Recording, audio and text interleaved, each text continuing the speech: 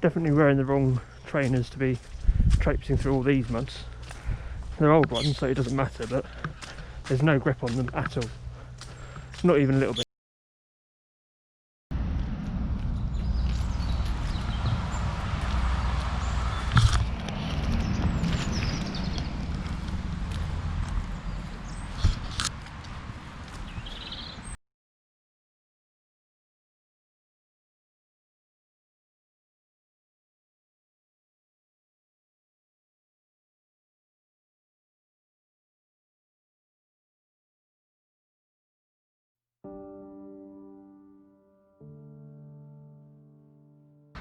So 2 weeks ago made a video saying, you know, Happy New Year and that lot, and hoping 2021 is going to be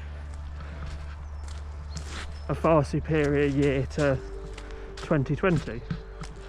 And I don't know if anyone's told 2020 this, but it's looking a bit familiar with just stuff going on.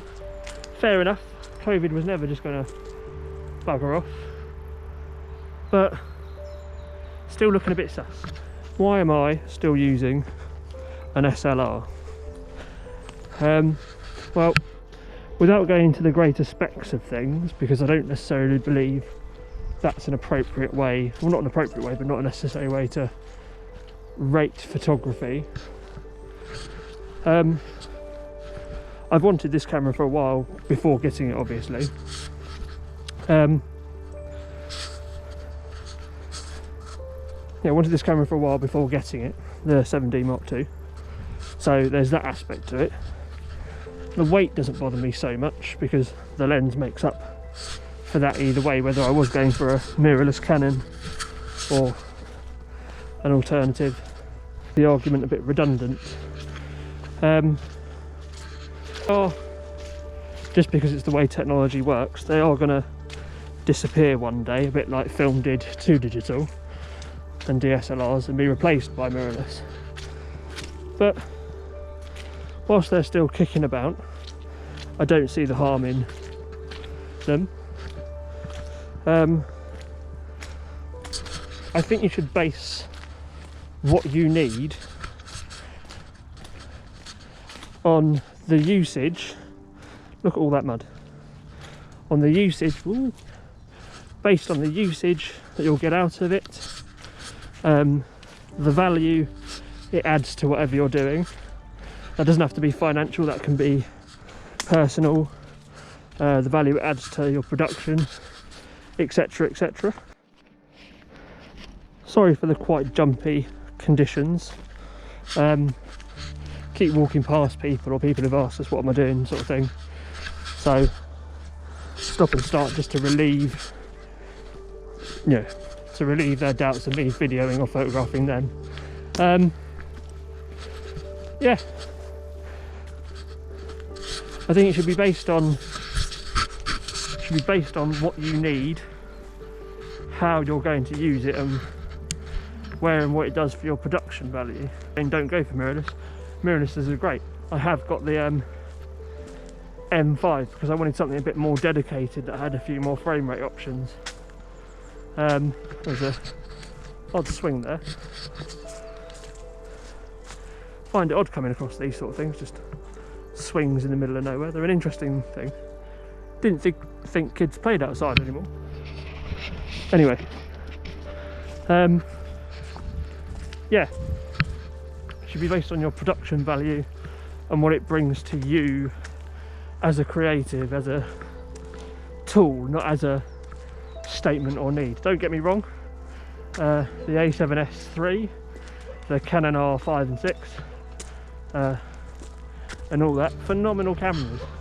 The specs that you can get out and what you can do with them is great, but it's like buying hammers. I think I've said this before in another video as well, that it is just buying hammers. You know, you wouldn't take a sledgehammer to an engraving, and you wouldn't take a rock hammer to build a house or take down a wall. You know, you need to think of things more Well, you don't need to think of anything, this is just my opinions. Do what you like. You need to think more along the lines of it as a tool. Does the 7D, at the time I bought it, do what I wanted? Yes. The alternatives were drastically over, well not over, but drastically expensive, out of my budget, and had more than I needed to at the time. You know, same as I could have said, the M5 was around when I bought this. Why didn't I buy the M5 then? It was cheaper, but wasn't doing as much video work, to be honest. I bought this as an upgrade to my 450 and 1000D, no 100D, to go out to Greece with, and shoot for CE photo at Nielsen Holidays. And this did beautifully what I needed. It had enough dynamic range, which is a very big buzzword that doesn't really need to exist. It does, and it helps, but it's not as big a thing as your f-stops that you can get with lenses, or the shutter speeds the camera can reach to itself, even though now they're reaching to ridiculous numbers, which most people will probably never really use or need frequently enough, you know, in some cases for them to be warranted in the camera. I don't know, you could be a slow-mo person who needs those frame rates and shutter speeds, or you could be someone who works in a cave and doesn't need the dynamic range to be pulled back. You do you. But I think it's another one of those GCSE terms that keep popping up, along with, you know, if you're not good enough, you're not close enough, and the best camera is the one you have with you. It's 2021, everyone's got iPhones and smartphones that you know, people are using for production work, like for YouTube and other things, and making a living out of it. People have got 7S's, film cameras making gallery work that's phenomenal, and those cameras are from the, you know, 60s, 70s and 80s. Down the hill now, so much easier than going up. Oh, tired. Yeah, people are making work of all sorts with pinhole cameras and iPhones and 100s, C200s, Sony, whatever their maker models of video cameras are. Don't know them off the top of my head, or whether they've changed or not over time. But yeah, it's not about the kit as much. And yeah, it's fun to have new kit, and don't get me wrong, I would love to have a A7 or a R5, R6, but it's what you're doing with it more that equals to a picture. And I'm in no way the best or brightest photographer in the world. I enjoy what I do, I take decent photos enough. I have made some work out of it here and there. Some people are mainly interested in the specs and the science that goes into it, and that's fine too, by all means. Don't let anyone else tell you what you're doing is right or wrong. Photography beyond ISO, f-stop and shutter speed, beyond those three things, is a creative subject, an art form. Other than the three things, you can do and be and use what you like, even if you don't know that you're using it, like with a pinhole camera. Those three aspects are the fundamentals of photography. You need to understand those, as well as frame rates and things, so you're not getting too slower cameras and too slower things for what you want to do. But beyond that, it's all just fun, isn't it? And if you subscribe to the nihilist belief system, it's all pointless anyway, so you might as well have fun doing it.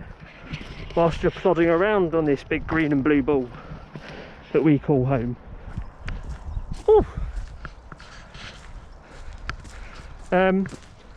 Why have I worn a mask out today? Not that it really matters either side, to be honest. Again, nihilism, it all means nothing at the end of the day. Because the R rates and that numbers have gone up, I just think it's sensible to not argue and wear masks outside. It doesn't stop you breathing particularly. Yeah, they're not the nicest or cleanest of breaths in the world, you're just recycling a bit of your own carbon, but if they either help me stop giving someone COVID, not that I have it, but I could be asymptomatic and not know that I'm giving it to somebody. You know, I could be completely fine and it's just, you know, sitting inside me, multiplying and give it to somebody else. So I wear the mask to protect other people, and on a very slim calculation to protect myself. If you choose not to, that is your own belief and your own consequences, and you have the right not to believe and not to follow what you don't think is true. Not that I'm inciting any political opinion, although everything's political. I just personally disagree with the idea of refusing to wear a mask. It's not that intrusive, it doesn't change much, and if you really do need to identify or talk to somebody whilst you're out and about, you can just pull it down a bit or pull it away from your mouth just so you can be heard a bit clearer without causing too much of a phenomenon about it.